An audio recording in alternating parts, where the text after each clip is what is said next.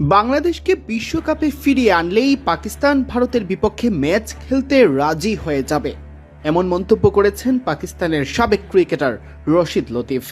বাংলাদেশের পাশে দাঁড়িয়ে পিসিবি যে পদক্ষেপ নিয়েছে তাতে ক্রিকেটের বাজারে ধস নামবে বলে মনে করছেন এই সাবেক উইকেট রক্ষক ব্যাটার। মুস্তাফিজুর রহমানকে আইপিএল থেকে বাদ দেওয়ার পর নিরাপত্তাজনিত কারণে বাংলাদেশ দল ভারতে গিয়ে বিশ্বকাপ খেলতে অস্বীকৃতি জানায়। ভেন্যু পরিবর্তনের দাবি উঠলে তাতে সমর্থন জানায় পিসিবি। আইসিসি অবশ্য বাংলাদেশের দাবি নাকচ করে দেয়, বিশ্বকাপ থেকে ছিটকে যায় বাংলাদেশ।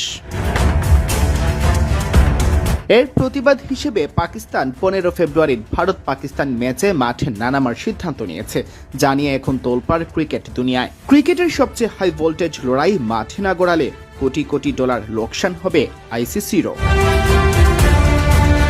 এ প্রসঙ্গে জিও নিউজকে রশিদ লতিফ বলেন, পাকিস্তান সরকার নিজেই প্রেস রিলিজ বা টুইট করেছে যাতে আইনি জটিলতা থেকে বাঁচা যায়, কারণ যখন সরকার কোনো বিষয়ে সরাসরি জড়িত হয়ে পড়ে তখন আইসিসির আর করার কিছু থাকে না।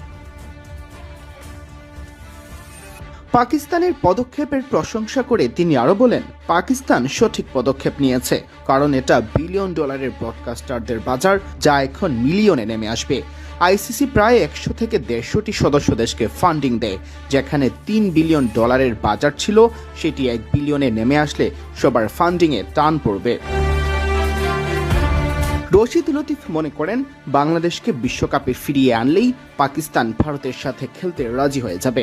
তার ভাষায়, এখন পাকিস্তানকে মর্যাদা দিলে এবং বাংলাদেশকে ফিরিয়ে দেওয়া হলেই কেবল পাকিস্তান ভারতের সঙ্গে খেলবে, না খেললে আইসিসির ওপর অবশ্যই এর বড় প্রভাব পড়বে।